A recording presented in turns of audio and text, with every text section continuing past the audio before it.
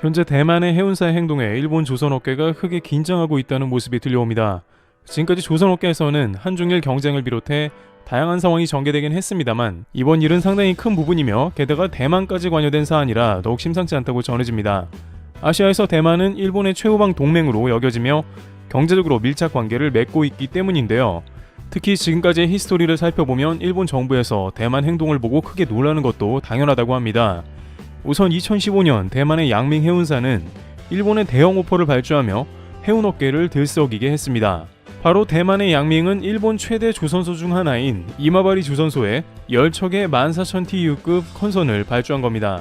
또한 대만의 다국적 글로벌 선사로 유명한 에버그린 역시 일본의 2,800TU 피더 컨테이너선을 약 10척가량 발주하면서 아시아 해운업계의 컨테이너선 강자로 일본이 떠올랐던 것입니다. 당시 한국 조선업계에서는 역시나 일본이 가장 한국의 해운업에 위협이 되고 있다는 분석이 잇따랐으며 이마바리 조선사는 동시에 세계 3위 조선사로 급부상하며 조선업 생태계를 흔들어놨다는 평가도 나왔습니다. 중국의 컨테이너선은 대부분 중국 내에서 소화하고 있으니 남은 국가 물량을 일본과 한국이 양분해 가고 있는 와중에 왕년의 조선업 강자였던 일본의 부활이라는 말도 나왔고 대형 선박 수주로 연계될 가능성도 매우 컸습니다. 일본은 중소형 선박에서 강세를 보였지만 이러한 다량의 선박 수주로 대형 도크도 갖춘다는 방침이었습니다. 실제 2만 톤급 이상의 컨선을 갖추기 위해 마루가메 사업소에 대형 도크를 건조하기도 했습니다.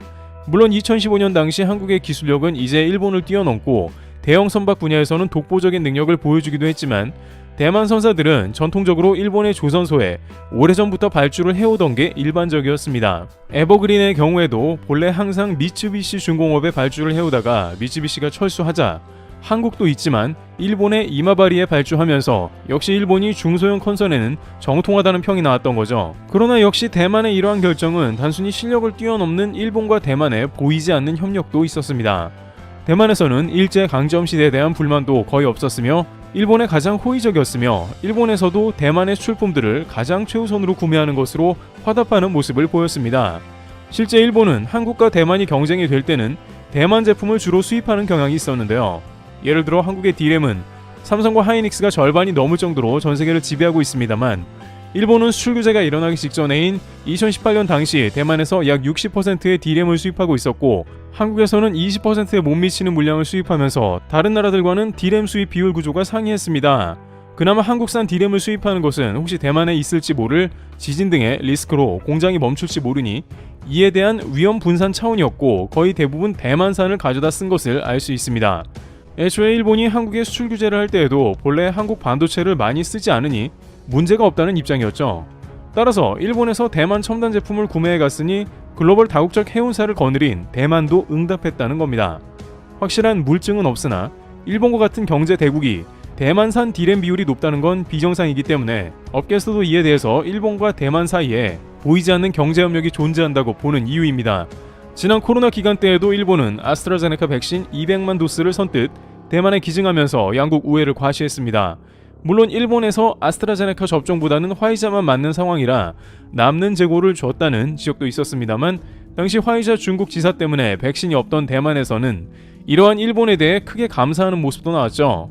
또한 그 밖에 월드컵 기간에 대만은 주로 일본을 응원하는 등 경제, 외교, 스포츠 등 다양한 분야에서 양국 관계는 동북아시아에서 가장 끈끈한 관계라는 것은 다양한 측면에서도 증명이 된 셈입니다. 특히 최근 TSMC 공장이 일본에 입점하면서 칩4 동맹이 코앞에 온 것도 대만 일본 라인이 견고하기 때문이죠. 그러나 역시 아무리 관계가 좋더라도 비즈니스에 문제가 생긴다면 균열으로 연결될 수 있는 것입니다.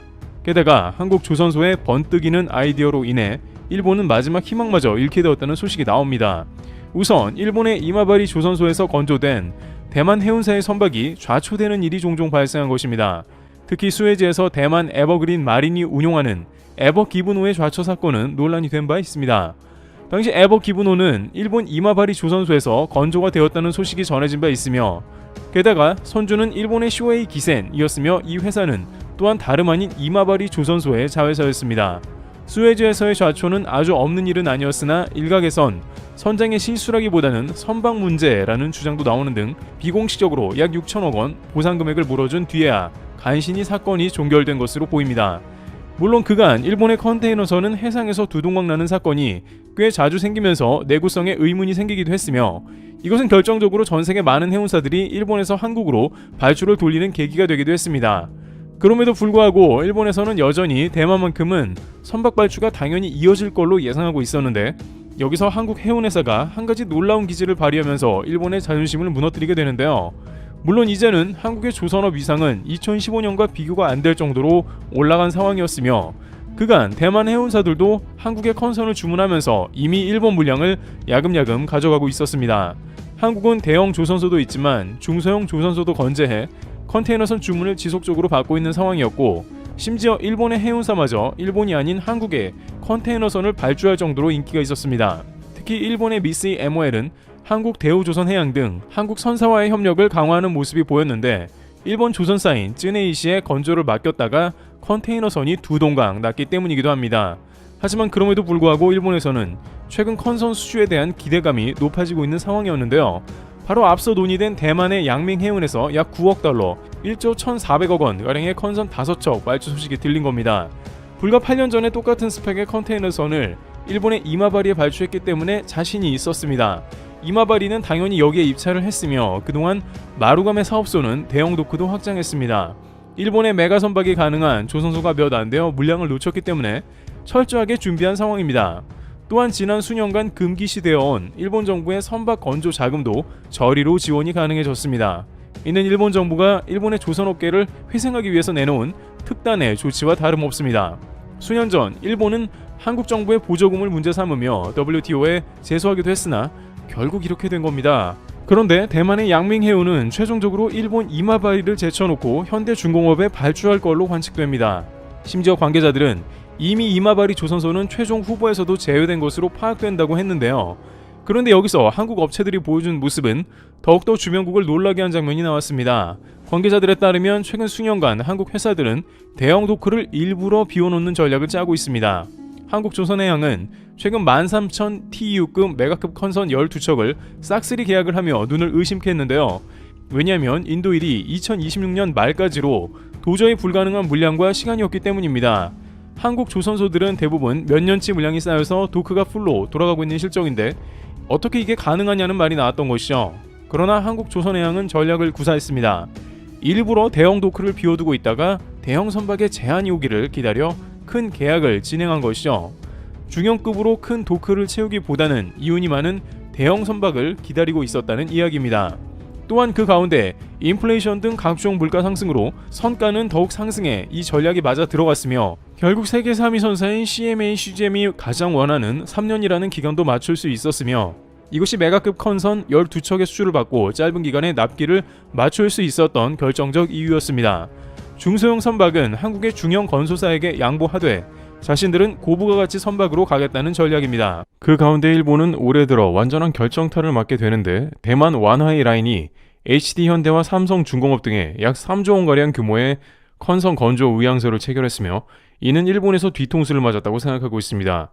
그도 그럴 것이 대만의 완하이 라인은 일본 선사 오션 네트워크 익스프레스와 손잡고 협업하는 등 올해 초부터 대만이 일본 선사와 손을 잡으며 해양 동맹 움직임이 심상치 않다는 말이 나왔기 때문이죠. 대만 완하이 라인은 원양노선 시장 진출을 일본 ONE와 함께하면 가능하리라 판단한 것입니다. 이렇게 되면 일본에서는 내심 대만 완하이 라인에서 일본 조선소에 주문을 많이 넣을 걸로 기대했습니다만, 대만에서는 이제 컨선 쪽은 중국도 일본도 아닌 한국 쪽에 몰아넣고 있는 상황인 것입니다. 최근 선박의 트렌드는 친환경인 LNG 추진선이며, 한국의 선박들은 스마트 시스템을 탑재했습니다. 다만 다들 한국 선박이 우수한 것은 알더라도 납기로 오랜 기간 기다려야 하는 게 문제였습니다만, 이마저도 자체적으로 해결함으로 해서 주변국을 크게 좌절시키는 상황이 지속된 모양새입니다. 업계에서는 한국 조선업계들은 이제 고부가 가치의 비싼 선박들만 골라먹기를 하는 셈이 되었다면서, 어차피 저가 수주가 지속되어봤자 후판 가격 상승 등 추후 문제가 되는 경우도 계속 발생하고 마진도 크지 않기 때문에 이러한 전략은 오히려 경쟁력을 강화시켜주는 효과가 있다고 합니다. 이와 같이 한국 컨테이너 업체들은 대형 도크를 비우며 세계적인 글로벌 선사의 오더를 준비하고 있습니다. 대부분 선사들이 한국에 주문을 넣기 원하기에 애초에 차원이 다른 전략을 구사하며 발전하고 있습니다. 트리블TV였습니다. 감사합니다.